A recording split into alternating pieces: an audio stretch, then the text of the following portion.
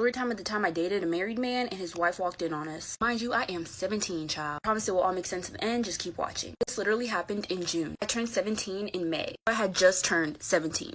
Just makes everything worse. Let's just get into it. So at this time, my TikTok page was like plummeting. It was after I exposed my racist school and I started getting all those death threats. I basically had to stay off TikTok for a while and social media in general. So I wasn't really getting a lot of notice from anyone. But one day I noticed that this guy was liking all of my videos. Let me tell you this, man. Fine. This man was extra fine. So I was like, let me go ahead and shoot my shot. Honestly, if anyone were to blow up my notice like that, I'd probably follow them anyway. So I followed him. Worst mistake of my life. The thing though is he only had a profile picture, but he did have a video. In the video, he was using a filter, so his face was covered up, but his hair and his bone structure matched his profile picture. So I was like, okay, this is him. I'm not gonna get catfish. Everything is good. Right? Anyway, so he DMs me on TikTok. He gives me his number. I text him and we start talking. He tells me that he's 19. Wait until you find out his actual age. Part 2? Part 2 of the time I dated a married man and his wife walked in on us. So yeah, he tells me that he's 19.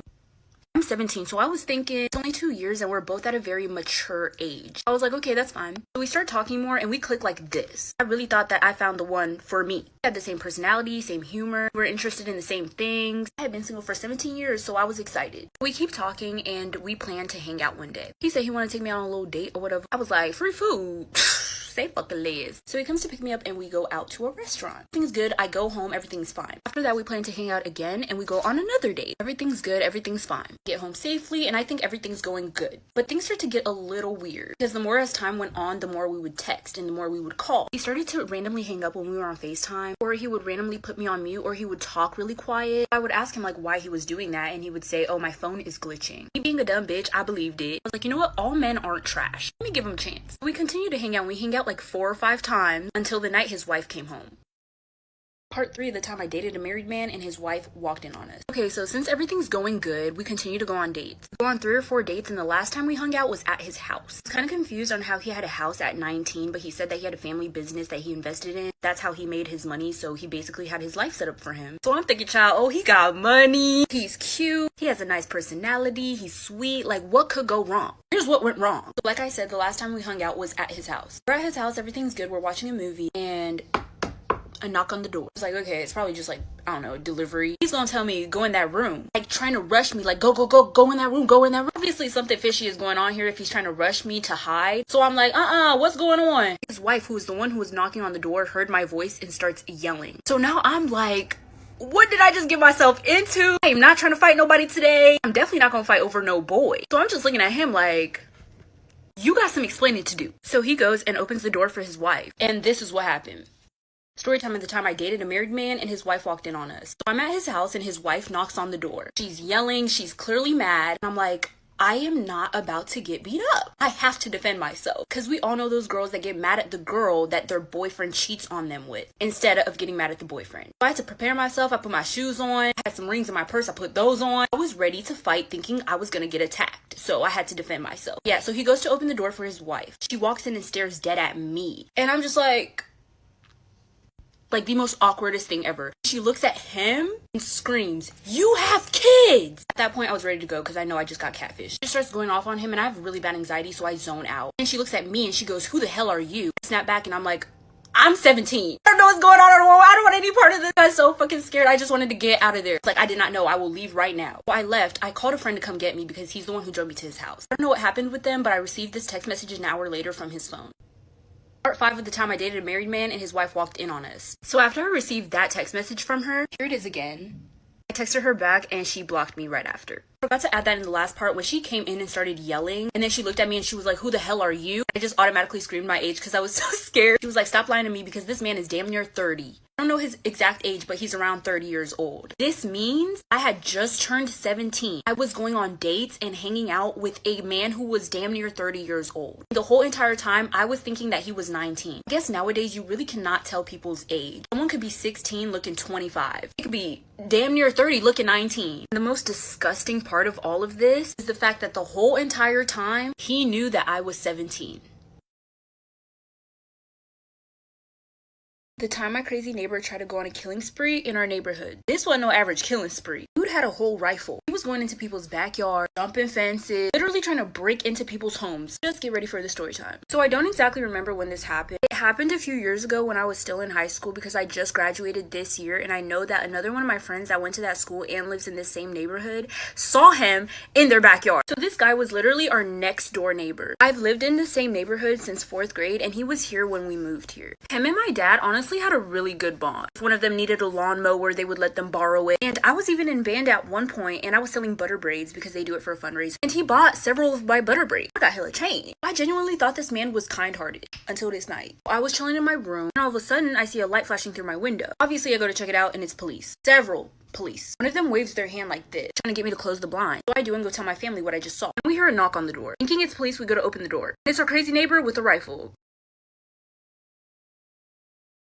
Part 2 of the time my crazy neighbor tried to go on a killing spree in our neighborhood. Like I said, we thought it was going to be police at the door. We have a doorbell, and whenever someone doesn't use our doorbell, it's usually police. And the fact that I just saw the police outside, I thought it was going to be them. But no, child, it was our crazy neighbor with a rifle. Mind you, at this point in time, I did not see the rifle. I was scared.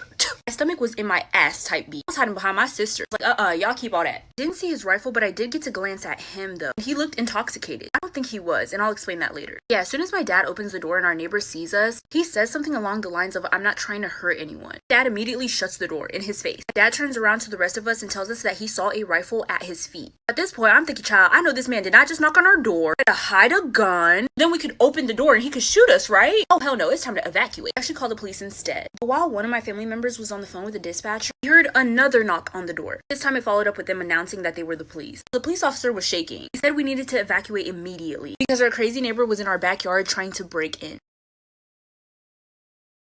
Part 3 of the time my crazy neighbor tried to go on a killing spree in our neighborhood. Police knock on our door and tell us that we have to evacuate because our crazy neighbor is now in our backyard trying to break into our house. So this means that he was still on our property after we closed the door on him. He literally went to our backyard after we slammed the door in his face and was trying to figure out a way to get in through the back. Who the fuck do you expect to let you in their house if you have a rifle? Understand that he was trying to hide it, but he was not doing a very good job. Okay, so we frantically start packing. We hear yelling outside, we hear dogs barking. The police basically had him cornered in our backyard. So we had to get out of there as quickly and safely as possible. So we have police surrounding our house. We all finish packing and go inside our garage so we can get out from there because it's safer. There were literal police cars following us all the way to the hotel. Once we got into the hotel, they told us that they were going to call us when we were good to go back home. We only stayed at that hotel for one night. And once they called us the next morning to tell us that we were good to go back home, my dad asks them exactly what happened. Apparently that night there was 2 boys across the street playing basketball. It was really late at night and he was extremely tired and he had work the next day. He kindly came out and asked the boys to be quiet. They kept being loud and it only went downhill from there. Part 4 of the time my crazy neighbor tried to go on a killing spree in our neighborhood. But yeah, based off what the police told us was he kept having to come outside to tell the boys to be quiet. He had to work early the next day, so he was getting really frustrated. Boys were being really rude about it and just laughing at him and just like poking fun at him and making fun of him and stuff. He got really angry and he went back into his house, grabbed his rifle, came back out, and threatened the boys. The rifle in his hand. Obviously the boys run back inside and call the police. He didn't shoot at them. He had a gun in his hand, he was cornered, he didn't shoot at anyone. Like I said in a previous video, it seemed like he was intoxicated, but I don't think that he was. I genuinely think that he had major mental issues and something just really triggered him that night. Either it was the boys or the stress just got built up too much. I genuinely think that he did not want to hurt anyone. I don't know exactly what happened that night. He had a rifle, like if he wanted to hurt somebody, he could hurt somebody, but he didn't. I'm guessing the rifle was genuinely just for intimidation. I don't know, don't take my word on it. After we came back to our house, that man was gone. We haven't talked to him or heard about him since. Let me tell you about this story of me while I was in the psych ward. Don't ask why I was in the psych ward, just know that I was there. Okay, so while I was there, we had to do these group meetings as soon as we woke up and before we went to bed. We had to wake up at like 9 a.m. in the morning. I hated it there. I was depressed. I'd always give the workers shit about going to those meetings. I was like, fuck y'all, I'm not going to those goddamn meetings. One night my stomach was hurting really bad, so they let me skip the meeting and sleep early. And I had gotten up in the middle of the night to go ask for some stomach medicine. When I walk out my room, I see this little boy standing at the end of the hall, like, and so I'm like, hello? And this motherfucker goes and starts hissing at me like, mind you, when he went, he had scissors in his hand. I knew I could outrun that motherfucker, so I started hissing at him back. I said, yeah, motherfucker, what's up, little mail packet? Yeah, what's really going on? Then he starts going, oh.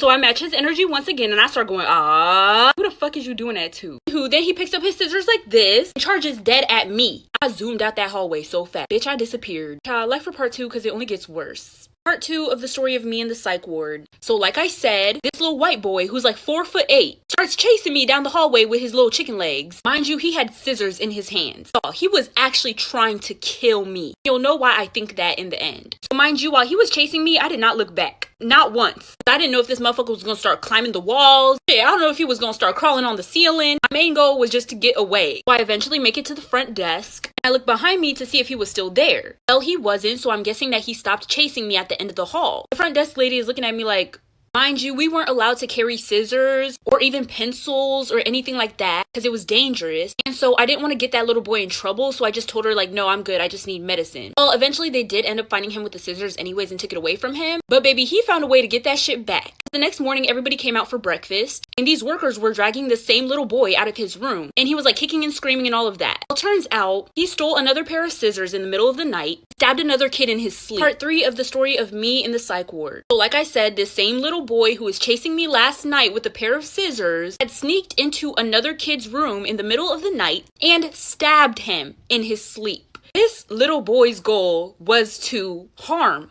And it could have easily been me. And I was over there fucking around with that kid talking about, hissing at him because he was hissing at me. I could have died. What if I couldn't have outran him? I would have gotten stabbed. I thought that it was just some weird little boy. I did not think that he was trying to really hurt somebody. Well, rumors started going around the psych ward that the reason that he stabbed that other kid was because he had asked that other boy, I think it was a boy that he stabbed, for his Roblox username so they could play together when they get out. And that kid said no because of the HIPAA violation or whatever. So while that kid was sleeping in the middle of the night, he had gone into his room and stabbed him because he didn't give him his Roblox username.